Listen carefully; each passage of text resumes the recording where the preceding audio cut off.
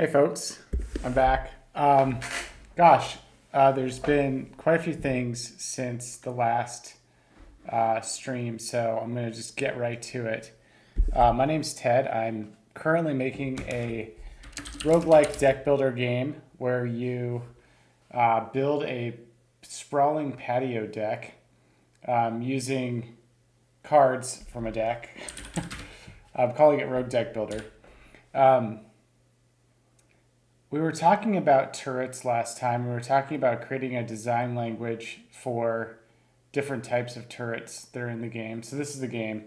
I can build post holes and I can kind of expand towards resources out here if I want to. And then I can connect it up with joists. If you've been watching the previous streams, you'll get a sense of what this is. But I was thinking the other day that I wanted to just come up with different kind of types of turrets that can go in the game, and then how to make them look sort of visually distinct from one another. So this is kind of me and my not so great art skills, but sort of okay art skills that I'm having to learn on the fly. I was thinking, how do we make it so that the turret makes it really clear what kind of turret it is, just based on how it looks? So on one axis, I have the range of the turret, or the properties of the turret. So on the x-axis, I have the properties, like what kind of how the turret functions, right? So in this case, this is like range, right? A ranged shot. So the range of the turret improves based on the size of the deck panel that it's sitting on. So if this has a high area, square footage of a deck panel, then this has a high range. Similarly, if it has a high height, then it looks the same, but you have a different color. And then similarly with width. So you'd be able to see just with like area turrets, anything where like the bonus depends on the area, it's all blue. Anything where the bonus depends on the height, it's all purple. Anything where the bonus depends on the width, it's all red. And then the thing that is improved, or the thing where the bonus stacks, is that's where it's like the actual icon, right? The kind of thing that the turret looks like. So in this case, range, right? It's kind of thinking about like narrow muzzle sort of indicates that narrow long muzzle indicates that thing is going to be shot a long distance, right? A wide muzzle kind of is sort of thinking, wow, this is like a big shot. It's going to be high damage. This I just really couldn't think of really a great way to with as little pixel information as I had. This one's fire rate. I just couldn't really think of anything that was great for indicating that. So I just thought, well, maybe like an up arrow. Obviously, later on, a better artist would be able to visualize this much more clearly. But again, we're prototyping a game. We're not necessarily committing to doing it in a really high sort of resolution, right? So this is good enough for now to indicate that. It's visually distinct enough from the others to indicate what it does. And then similarly here, this is like knockback. So the knockback of the projectile gets improved based on the size of the panel that it's sitting on. So I kind of drew something that looks like a fist for that, just to sort of indicate that it would really punch back, push back. I thought of another one, just slow. So maybe some kind of a slow ability where it hits them and then they slow down. So if you've got like a bunch of guys that are going at you really, really fast, you'd be able to slow them down with something like this, right? And then this is like the size of the projectile, right? So you can imagine that the bonus applied, you get a bigger and bigger and bigger projectile. And because I want this game to be kind of an absurd tower defense game, I want the projectile, maybe at some point, like there'd be a way to get that going so big that the actual projectile covers the entire size of the screen, right? Just something absurd. So that's kind of what I'm thinking. And then over here in the corner, I designed this other one. I'm calling it the Omni turret. And what it is it acquires the abilities of all of its adjacent turrets. So if I have a high firepower one here and like maybe a high fire rate one here and maybe a slow one here and then maybe a knockback one here, this would acquire all of the properties of all of the turrets that are around it. So this would be like the most powerful and the most expensive thing in the game. Kind of like, I wanted to have one option that's sort of represents like the end, like the high end, right? So what we've got are like a few like kind of like low options, mid options. And this is like maybe, this is a bit of a higher end because it's going to have a much bigger bonus.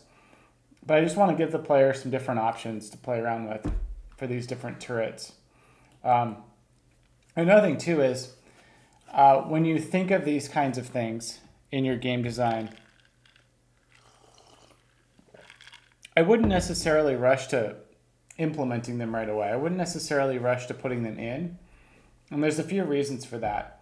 One is like a lot of the game design process is about fishing out problems, right? And so if you don't really know what the problems are going to be yet, this is like, it's a large amount of work to commit to putting all of these in and making sure that they work, right? And the thing is, that is a very comfortable thing to do, right? That is the kind of thing where it's very self-reassuring to do something like that because you're sort of saying to yourself, oh yeah, this is definitely going to work. All I got to do is I just got to sit down and do it. And the thing is, maybe yes, maybe no. You know, maybe this is the right design. Maybe this is what the game should be. But the thing is, you don't really know that yet until you experiment with it and play your game a bunch. And so what I would do instead, and what I have done, is because the problem that we just solved, or that I just solved, was how do I create a design language for all of the different kinds of turrets that are going to be in the game. So I was really just asking a simple question of, can I create a design language? What might a design language look like, right? And this is what I think a design language looks like. Is it the final design language for how the turrets are going to work? No. Because the thing is, at some point later in the game, an artist is going to come by and they're going to improve upon this greatly, right? We'll have higher resolution artwork that's able to communicate these concepts in a much more clear kind of a manner than this. All that this does right now is it just satisfies a certain design constraint. They look distinct enough for it to be playable, right? What I have to do next though, is test one column. So I'm picking the fire rate column because that's already in the game.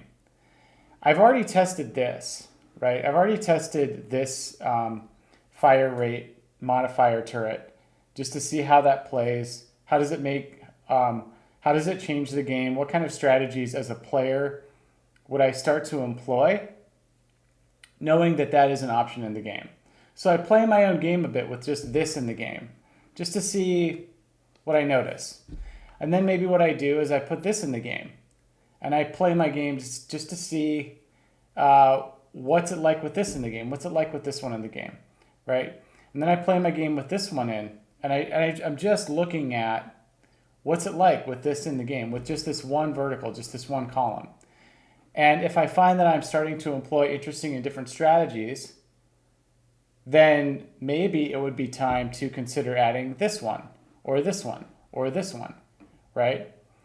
Or, maybe once all of this is in and it's all really, really quite interesting, then maybe towards the very end, I start putting in something like that one. That would be cool, right?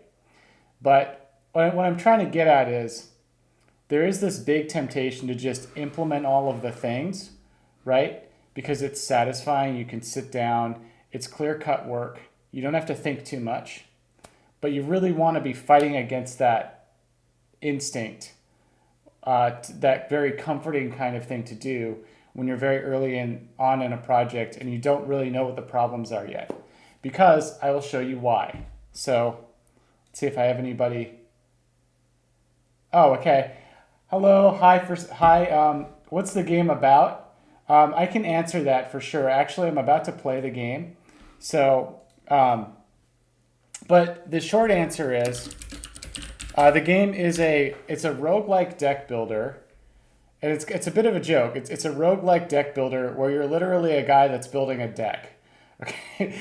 So using a deck of cards that you acquire throughout the game. So I have a few different kind of building options here. I can place a post hole down. And what I'm going to do is I'm try to expand towards this resource. So this is like kind of like a stone resource. You can just think of it that way. And I'm going to put down this post hole, and then put down this post hole and that post hole. And then I'm going to put down a post hole here and here. And every time I do that, it consumes this energy. So I'm trying to expand my patio deck towards this resource, right? But the thing is, I also have to defend my deck, right? So that's what I'm going to do. I'm going to click this. And now you see I've got a gun, right? And now there's neighbors or zombies or whatever you want to say, enemies that don't like the fact that I'm building this deck, and they come after me. So I'm kind of in like a deck defense game. This game is kind of, you could think of it like maybe it's almost like a roguelike, or it's a roguelike deck build. It's kind of like Zombie Survivors or whatever. Okay, so now I can pick a card from my card deck. I'm just going to pick the standard turret, right? And so that's a card that I can play. It costs like 4 energy. So I'm going to put that down. Now I have a bit of a decision. This is a bit of a decision point. I can spend 4 energy to put this turret down. So I think I'll try and do that, right? So now this turret, it's just our standard turret. It'll start shooting at different enemies. And then I can start to joist off this section here. If I make like a full rectangle and I joist a full rectangle, then I can place a deck panel on it. And then I can start placing things on top of that deck panel. Okay, so now guys are going to come after me, right? So this guy's coming after me. That guy's coming after me. Okay, so I got guys. And and you notice that my turret is actually shooting. Okay. All right, so now I can start to add some new cards to my card deck. This is a fire rate height turret. What it means is the rate of fire of the turret increases as the height of the deck panel it's sitting on increases. And this is a fire rate width turret, which means that the fire rate its fire rate increases as the size of the deck panel it's sitting on increases. So I'll add that turret. So now that's one of my options for building.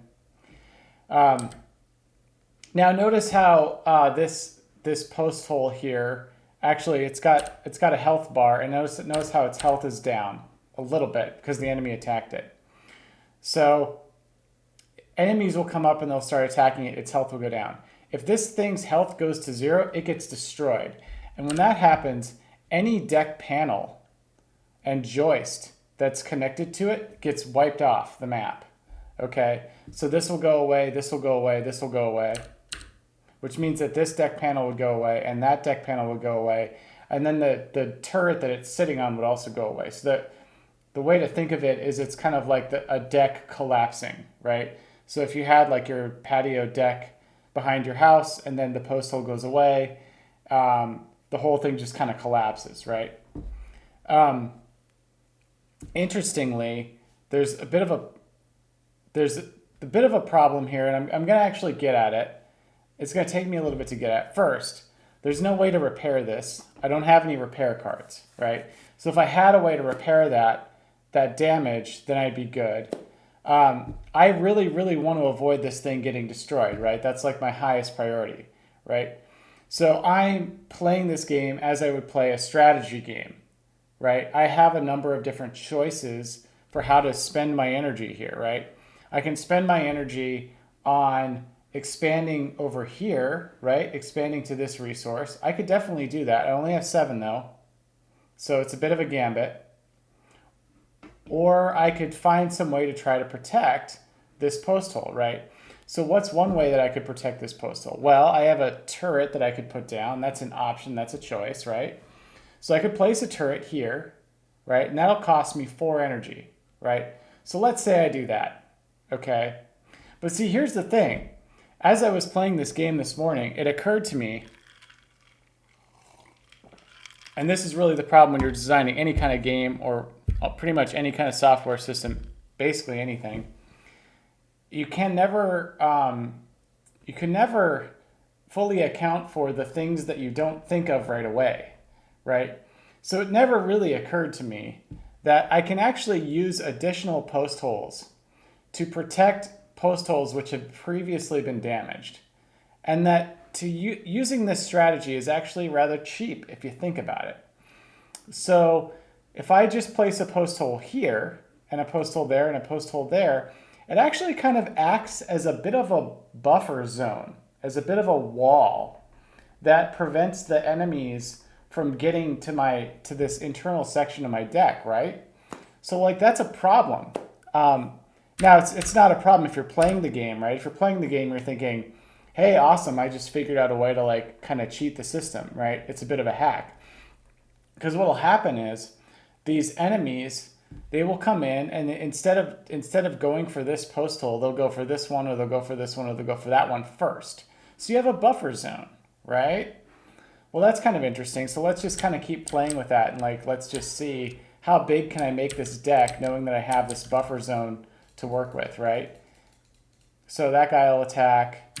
And basically all I'm doing is whenever there's a situation where a guy starts to damage a post hole like that, what I'll do is I'll just start building more post holes around kind of the perimeter of it, sort of as like a wall or a barrier to prevent him from attacking it. So where else do I notice that this is happening? I notice that it's happening here, here, here, here, right? So I'll just protect this post hole by surrounding it with other post holes. And because they only cost 1, they're cheap, right? They're cheap. So I can basically build as many of these things as I want to and have them serve as a buffer zone, right? That prevents me from, or that I can have them serve as a buffer zone to stop further attacks, right? So that's kind of an interesting, it's an interesting design problem to have. Because basically what I found is a way to cheese my own game, if you will.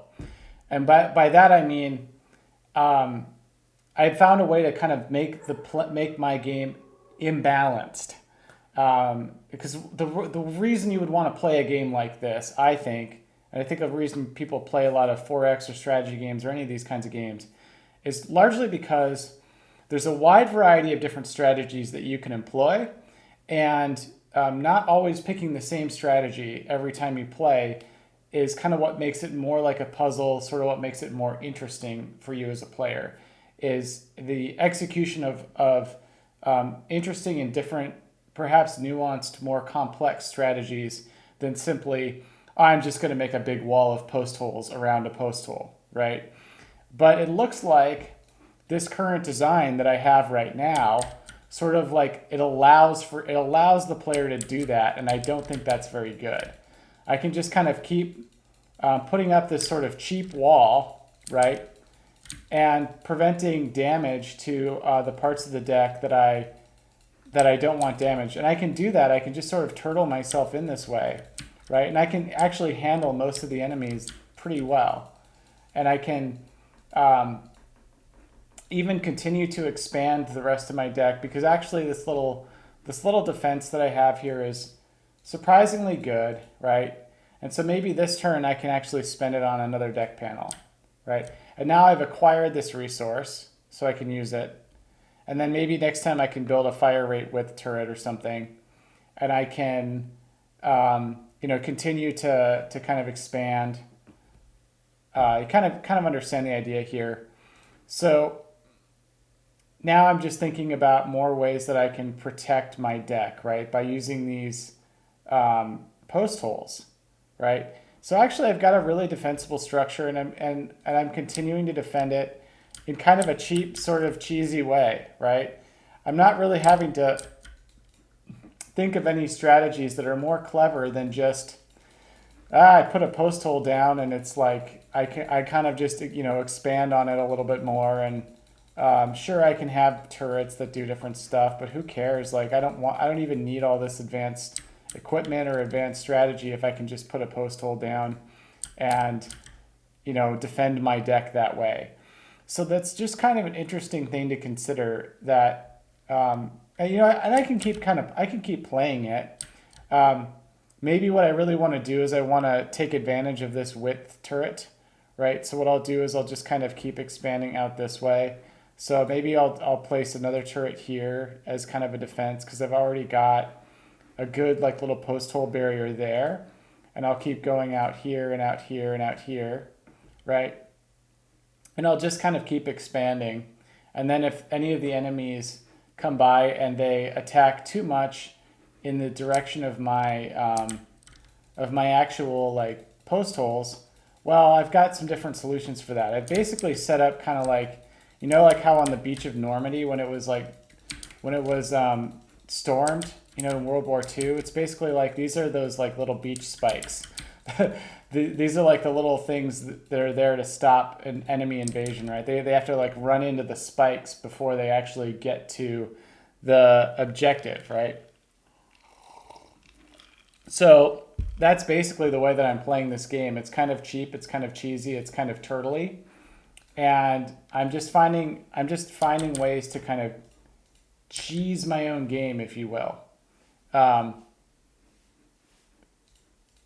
then the question is how long can I play before I eventually lose, or I eventually cause the system to crash because it's really not that sophisticated. So how long can I play before before those things start to happen, right? And then from there it's okay. There we go. So I crashed it. I don't know how I crashed it, but actually, let's just see what I did. Wait. I may have had that. Okay. Line 77. So I'm actually going to go look at that really quick. So targeting line 77. Hang on. I'll get the chat back up in just a second so you can see. Okay, so targeting line 77. I know I'm kind of jumping around a fair amount. Line 77. Okay. Oh, interesting. Okay. So I must have done something to kind of I've done something to step outside of the outside of valid targets. So when an enemy attacks a post hole and it succeeds, and then it's like, let's say that it destroyed it, it has to retarget at some point. It has to decide on the next target that it's going to go after. So this logic is not fully there yet. I think there are different ways that this targeting system can actually break. And so when it breaks, it hits an assert and tells me what line it is. So I'm just going to put down a to-do saying like, this is not robust yet. And it frequently breaks when enemies attack a post hole. When it frequently breaks. Not sure how, but please investigate. Again, like this early in the development of a game, you really don't want to be making things too robust, because what you're doing is you're trying to get at the gameplay itself.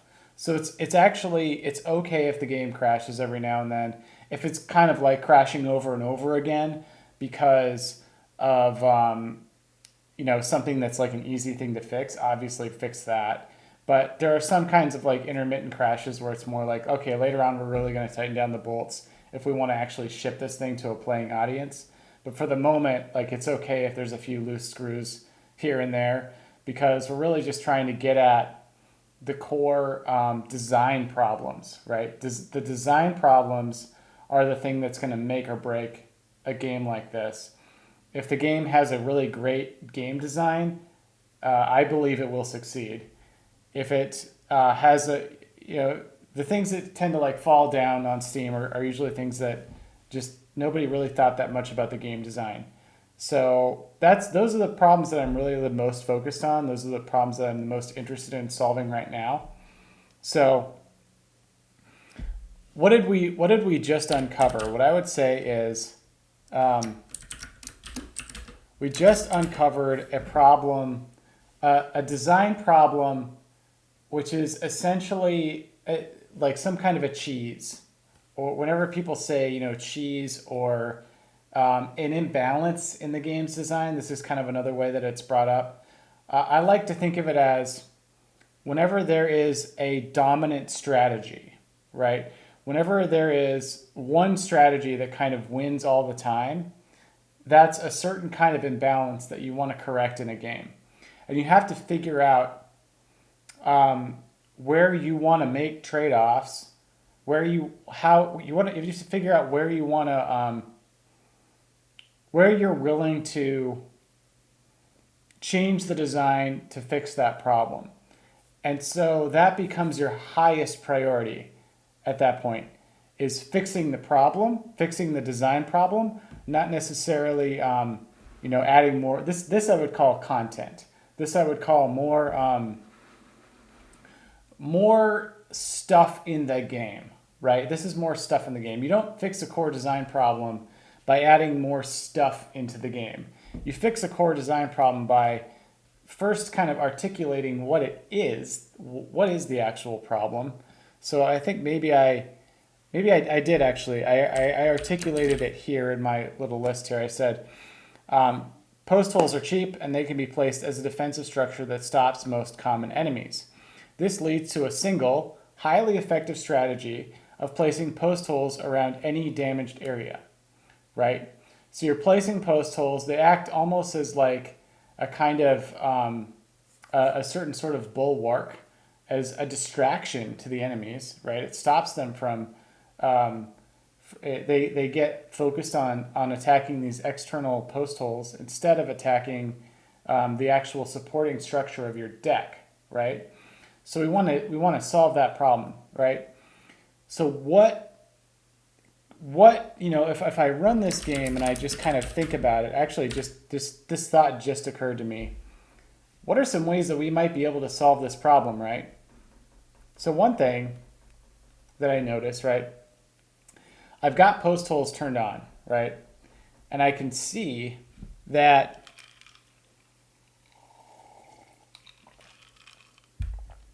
they are, that I have some options for how I place them, right?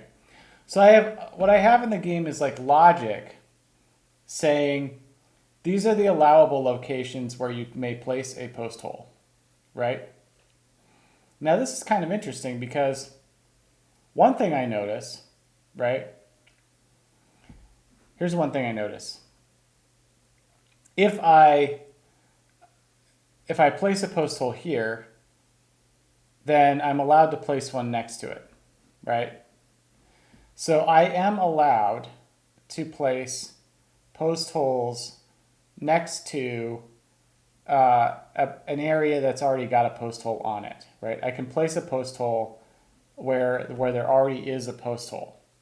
So that is an allowable that's an allowable placement, right? What's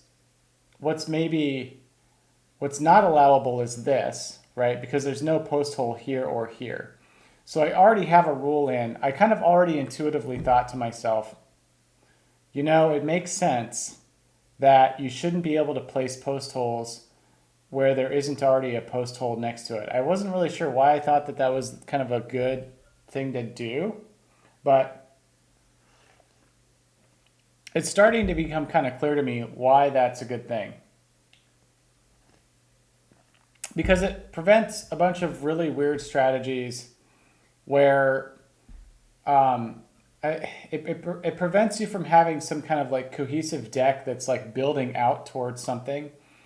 Because in a lot of ways, this game, you have to use the deck to sort of explore the world. So how you get to different places kind of depends on building the deck outwards towards those spots. So if you're just allowed to place post holes kind of anywhere, sort of willy-nilly, then it's not really, doesn't have that kind of exploration feel to it. But there's this other problem, right? There's this other problem of using this really, really cheap thing as a kind of defensive structure, right?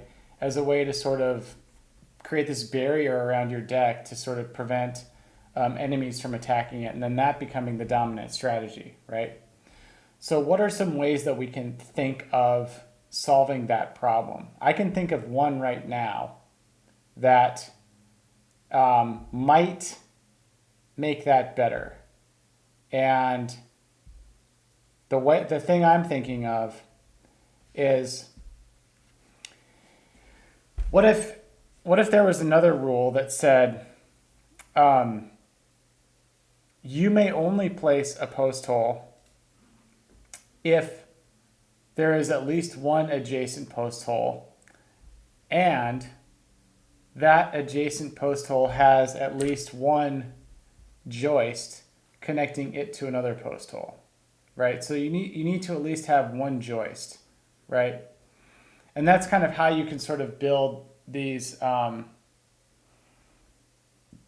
There's a few things that make that better, I think. One is you have to spend extra resources to make sure that there's at least one joist. So what I'm going to do is, I'm not actually going to program the rule in.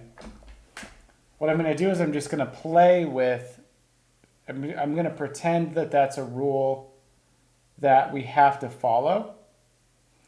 And then I'm going to just kind of play that way, right? So it's not actually in the game, but I'm going to pretend that that's a rule and see how that might change the way that I play this game. Okay, so I've got this joist here. If I want to build another post hole, I need to have at least one joist connected to the post hole that it's adjacent to. So if I want to build this one needs to have a joist connected to it. I could build this one, and I could also build this one, right? So I'm going to build this one. And then I'm going to also put a joist connecting it to that one, right? And maybe what I'm going to do is I'm going to build this one, and then I'm going to have another joist connecting it to this, right? And you can see I'm trying to go for the resource, right? That's what I'm trying to do. And I can have this post hole, and I can also, okay, so now I'm out, right? Okay, so now let's end our turn. And again, we'll kind of keep playing until like the game eventually crashes, because it will crash or something will happen. I'm sure it'll run out. It won't run out of memory, but it'll like probably run outside the bounds of memory or something, because like not all of this is super like memory safe or anything. So a bunch of crazy stuff could happen. All right. So and I'm gonna pick the FRA turret, fire rate area turret. I'm gonna use that because I think that's gonna be good. Okay, so now this is a little bit interesting. Okay. Note that, again, we're thinking about using a post hole as a defensive structure, right? And how that's allowed. And an idea that we have to solve that problem is putting a requirement on the placement of post holes. And that requirement is, I may place a post hole, but only if it's adjacent to a post hole that has at least one joist connecting it to others. Okay? So I'm allowed this one. This is allowed because this post hole has a joist connecting it to the others. Okay? So it's good practice. I'm also allowed this one, and I'm allowed that one, right? So I may place this one, and I may place that one. Both allowed. Okay. Now, interesting. So I've got 4 energy, right? This wouldn't be allowed because this post hole doesn't have a joist connecting it. And this wouldn't be allowed because this post hole doesn't have a joist connecting it. So I'm going to make a joist connecting it. And then I'm going to place this post hole here because that's now valid. And I'm going to put this one here because that's valid. These are my sort of protection post holes, right? And then I'm also going to place this one because it's valid, because this has a post hole next to it that has a joist, right? So all of that's valid. All of that is my extra defensive structures to protect my deck. So I'm allowed this according to this new rule. How does that change the way that I play the game? Because it still looks like, based on this set of rules, I have this defensive thing, right? I still have this defensive structure, right? So I'm allowed to do that. And, you know, guys are going to attack. He's going to attack that part of the deck. Okay, that's fine. This guy's going to attack that. This guy's going to attack that. All right, that's good. Maybe I'll just get the regular turret, although I can't use it for reasons that I will explain later. So it looked like that was actually a pretty effective strategy. So now what I'm going to do is I'm going to try to get the resource. I'm going to do this, and I'm going to do this, and I'm going to do this, and I'm going to place my deck panel down, and I'm going to try and get the resource. So I'm doing that. Now, are there some other things? I've got one more energy left to spend. I could spend it on this here, on expanding out this way, right? I could do that. And that would help to protect this post hole, right? So I could do that. So let's do that. And now I've got kind of an interesting thing where the post holes that are damaged, they have other post holes kind of protecting them. So I'll just keep defending my deck. I've got guys coming at me. Okay, that guy's coming at me. That guy's coming at me. That guy's coming at me. All right. So I would say that was mostly a success. And again, you know, let's kind of assess the damage that was done, right? This was damaged, but according to my own rules, because this has a joist connected to it and that connected to it at least in one place, I'm allowed to do this, right? Not allowed to do this, but I'm allowed to do that. Similarly, I'm allowed to do this. Not allowed to do that, but that's okay. So those are kind of the available options for me. I can place those there, right? And that costs a certain amount of energy, right? So, okay, what's next? Well, maybe what I want to do is I want to be able to use one of these fire rate area turrets. But the only way to do that is to build a large, a high area deck panel somewhere. So then I have to be consciously thinking about where do I want to put that, right? What are the available options here? So I get thinking, because it needs to be in a place where I can defend it. The unfortunate thing is there's no resources here, so I don't really get much of a resource benefit since there's no resources there. And I need 7 of those, 7 of the stone in order to build something like that. That's kind of a high amount of resources to build it.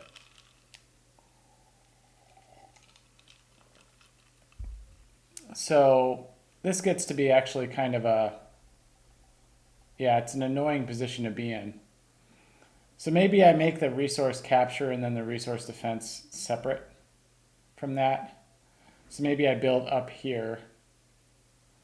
I'm actually just trying to make a big panel this way that connects all the way back here. I'm going to see if I can do it using the same rule set that I have.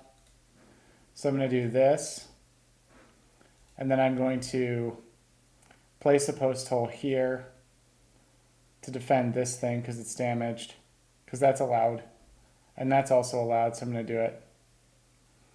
Although now I've kind of screwed myself because I want to make a big panel here, and now that's going to get in the way. It won't allow me to do that panel. It's safer to put that here because this will have more of a defense. But now it kind of dashes my big panel ambitions. Oh, and I just ended with 1 energy, which I shouldn't have done. It allowed me to do that. Okay.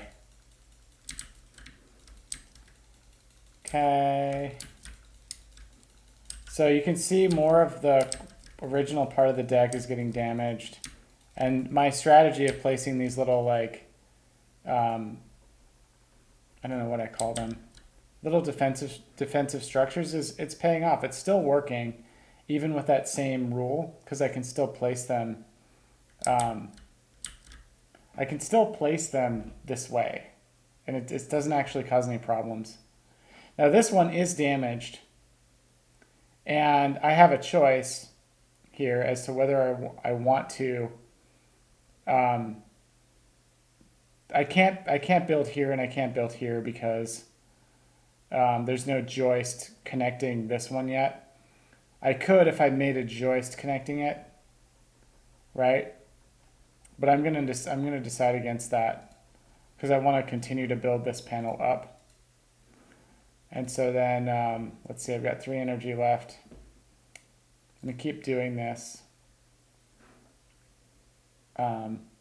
This is going to get to be difficult to defend, but that's probably okay.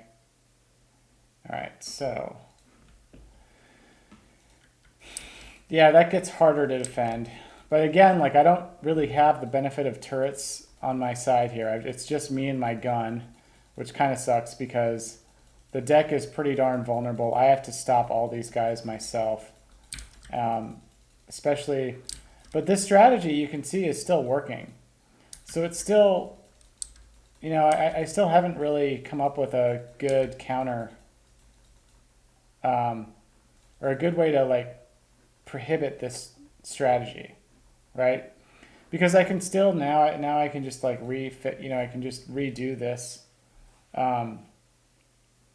this section, right? So that got damaged, big deal. I can just rebuild, right? So I still have these kind of defensive structures there, no big deal. Similarly here, I can still place this here and that there to protect this, and then I can kind of continue along my merry way. Really doesn't affect me that much. So I'm just continuing to play as I would. Yeah, and as things kind of get just a little bit of damage, then I will continue to build these defensive structures just on the outside. So just to kind of cheese or sort of, like, you know, solve my own problem, which is interesting. Like, you know, I don't know what to tell people about game prototyping, because the tough part is you've got to be willing to accept things that you don't like, and you got to be willing to accept that there's going to be things that you just didn't think of in the process of making your design. And there's going to be, like, there's going to be these weaknesses to your design that it's really no fault of your own. It's just that you didn't think that would be a problem, right? And then now you've got to kind of find a good solution to it, right?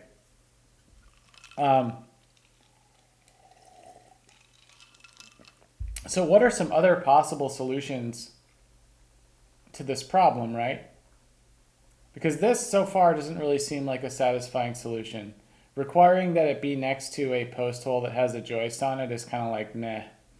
You know, I'm not super thrilled about that option. I'm not thrilled that that's, like, a great solution to the problem, right?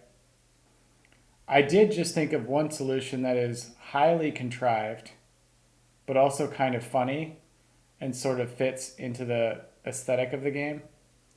So, you know, maybe we can agree that this solution, I can keep playing, but I just don't really think that this solved the problem as well as I would like, right?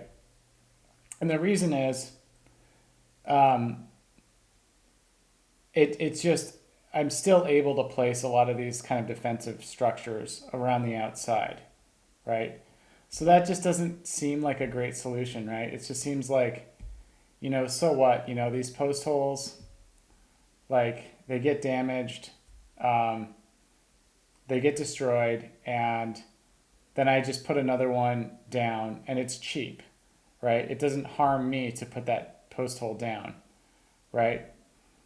It only costs 1 energy, So I can just kind of keep building this wall more and more. And sure, the enemies get tougher, but my wall gets kind of thicker and thicker and thicker, and it's kind of no skin on my back, because if I have a really thick sort of wall protecting my base, then, so what? The enemies, they will eventually break through, but it's going to take a lot of enemies to do that. And I've got plenty of time to just kind of like go and get them all. So what are some other solutions to this problem? Like, one solution might be, okay, well, what if there's some enemies that don't just, they don't just attack the deck this way? What if they also shoot projectiles at you? So then those guys get harder and harder and harder, and then, it's going to be more and more of a challenge for you to fend them off. And you know what? That's actually a pretty darn valid option, right? That could solve the problem, right? That could definitely solve the problem. It could make it much, much more difficult to sort of stave off an attack, right? Could solve the problem that way. I was thinking, though, that, okay, so what if we made the post holes more expensive? Well, does that really solve the problem? I mean, it kind of, if we made the post holes more expensive, right, then all that does is it just slows down the same process. It doesn't really, it's not a clean solution to it. It just makes it so that the same thing is just the same strategy that's being employed is like, it just costs more to do it. So all that does is it just on balance, it just slows down the entire deck building process, but the same strategy would still be used, right? So it doesn't really solve the problem if you think about it. These things are relatively cheap, but they're also absolutely necessary in the game. If you can't put down post holes, you can't really expand the deck. So that kind of seems like a non-option, right? Just not super viable. I can continue to build these things. So it really seems like a tricky problem to solve, right? Now, one thought that I had, it's going to be a little bit of a ridiculous thought, is what if every time one of these post holes gets damaged, right? Or gets destroyed, right? This also kind of plays into the story of the game, right? Because you're playing as this middle-aged guy who just wants to build his deck his way, and he derives a great deal of satisfaction from building the deck his way, right? Now,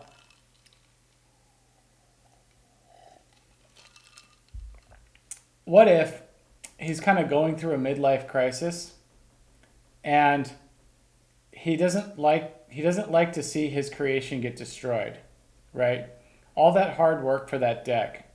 Whenever an enemy attacks his deck, right? Attacks like one of these post holes and destroys it, or destroys some valuable piece of his property, maybe what happens is he kind of slowly starts malding. You know what I mean? So imagine that there's like a picture of like a bald guy, and he like seems like a bald middle-aged guy, and he seems kind of happy for the most part, right? That's at the start of the game. And then maybe there's like a little dial that kind of goes like up and up and up and up. And then like as more and more of these deck pieces get destroyed, like every time one of these gets destroyed, he starts malding a little bit more and a little bit more and a little bit more and a little bit more. And then like towards the very end, he's like full on malding. He's like hit maximum, like, like steam coming out of the ears and everything. And then once he has a midlife crisis, like the game's just like it's over, right? You didn't accomplish what you want. You got no satisfaction out of building your deck. You were just like, screw it, Maybe that's the solution to this problem, right? Because then what that does, it's basically a system that forces you to prevent, right, the destruction of core elements of your deck, right? It prevents you from using this low cost thing, a post hole, which is essential for building, right? It's essential. You have to have it. It prevents you from using that thing as a defensive bulwark against enemies, right? Because this is cheap. It's just a cheap way to defend your deck. It's very easy to do it. It's not a particularly sophisticated thing. You don't have to go through any of the other systems in the game in order to do it, right? So as a design, it's kind of like we want to avoid that. So the mauled meter, I think, might be a good solution to that problem. It actually solves it also kind of solves this like lack of a loss condition problem. There is one loss condition. That one loss condition is if I'm standing on a deck panel, like let's say I'm standing on this deck panel and like this thing gets destroyed, right? And the collapse is underneath me, then I suffer from like a deck collapse death, which is acceptable, right? But a mauled meter would also make me want to prevent other structures associated with my deck from getting destroyed, right? I wouldn't be able to just put a post hole here and allow it to get destroyed. I'd have to maintain it. I'd have to protect it. I'd have to put deck sealant on it. All these other things, right? Now, maybe another thing I can think of in the future, right? If this game has a mauled meter, right? And like, full on midlife crisis mode or whatever, then maybe there's another card that you can get that is actually a defensive structure that's like a wall, right? And advertising that card is something like, maybe it costs a lot more. It costs many more resources, right? It costs stone and it costs energy to place down. But the benefit is it's got high health. And when the enemy destroys it, it doesn't affect your mauled meter. It doesn't make you mauled because you sort of accepted that this isn't really a part of your deck or whatever. Psychologically, you're like a little bit more okay with it. So it doesn't make you mauled when a piece of wall gets destroyed or broken through. So that's kind of the angle that I'm thinking right now for solving this problem, because essentially what we need is, it's not that this is a bad strategy. Like in any kind of tower defense game, what I think of as a game like Factorio, right? In Factorio, you build walls, and you have turrets. But also Factorio has a similar kind of problem actually, because a lot of what you see when you watch like pro players play Factorio, like Nephrums, when Nephrums plays Factorio, he doesn't use walls, actually. He uses pipes, and he only puts one turret down, and then he just surrounds it in pipes. Why does he choose pipes instead of walls? Because pipes are cheaper, right? So he knows, right? He's played it enough to know that that's a better strategy. So the way I'm thinking about it is, and now, maybe eventually somebody playing this game would learn or figure out that, okay, post holes are cheap. When they get damaged, though, they affect the mauled meter. So maybe there's some amount of maulding that's like kind of acceptable, right? You know what I mean? And then so maybe you get players that kind of hover on the edge of like, acceptable maulding, and they're like fine with that.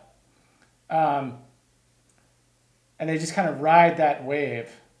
And then maybe there's cards in the game maybe there's ways that you can decrease your maulding, right?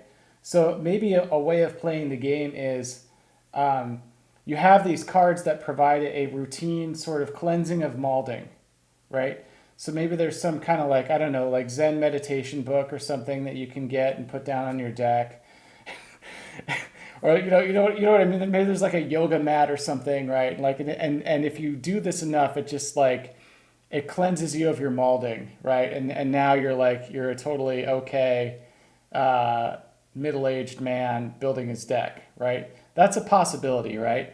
So I'm thinking, and then maybe there's a way to play the game, like maybe that's like a play style, that's like a kind of build, right? So it would be like the Zen meditation build, where the benefit is you can place cheap post holes and defend your deck with cheap things, right? But you but that makes you mauled. And so if you can't counteract the maulding with something else, right, something to bring your maulding back down and prevent you from having a midlife crisis, then uh, then you lose the game. So you have to like go in this like heavily like Zen meditation, mauled reduction kind of a thing in order to counteract that strategy, right? In order to counteract the negative effects of having all these post holes placed all over. But then that's like, it's viable. It's like, it's a valid strategy for playing this game, right? So those are my thoughts. I think by the time I start the next stream, I'm not really sure how much of the mauled meter I'm going to have, or how it's not going to look that good. I might even just use this heart thing to represent the mauled meter to start with.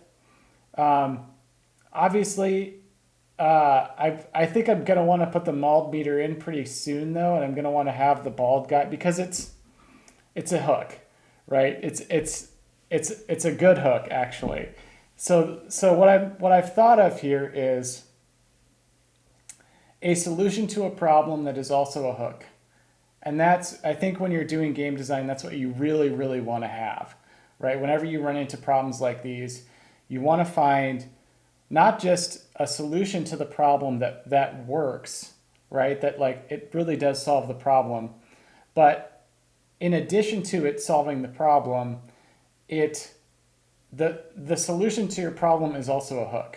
It's also something where people can be like, "What is this?" You know what I mean? Like, what's that? Like maulding? Like, you know, I've never seen maulding in a game as a game mechanic or something that you have to worry about, but it would be pretty funny. I would definitely, and maybe, maybe like if so if enemies cause like a large, like the larger the area of the deck that collapses, the more it affects your mauled meter, right? So not only are you at risk of like standing on a deck panel that collapses underneath you, but the mauled meter is going to go way up, and you're just going to, you're going to be seriously maulding at the end of that. So I'm going to stop playing for now. I'm almost certainly at the end of story of my life. Yeah, so I guess I'll just take some time just to kind of, chat and maybe, yeah, zero health is catatonic depression. Yeah. uh, right. Yeah. As a, like I said, as a middle-aged software engineer who has been on many projects that ended up going nowhere, I think I can kind of relate to maulding and to catatonic depression. But it's got to be funny, it's got to be like this, he's got like steam coming out of his ears, and he's just like, something like that. So, yeah, we'll kind of play with it. I'm definitely going to want to put that in though, because it solves a problem. So to recap, we started the stream by just talking about expanding the gameplay with these different kinds of turrets, and I definitely want to have that in the game. It's just that, and this is always going to happen when you're prototyping new games. It's just that I ran into a problem, right? The design problem that I ran into was this kind of cheap, cheesy, I can just put a post hole anywhere that I want kind of problem, right? And if you don't stop and solve that design problem right away, it's like these design problems are not going away, right? It's not just gonna like poof, oh, later on like something, will solve that. Like, no, that's a core design problem, and you have to find some way to solve it right now. And so kind of the purpose of prototyping something like this is to just say, okay, well, let's at least, it's not going to be the most polished solution to that problem, but let's at least try and get a solution to that problem in the game. And let's try and, so much the better if you can think of something that that's also a hook, right? So I'll stop there. If there's any questions right now, I'd be happy to answer them.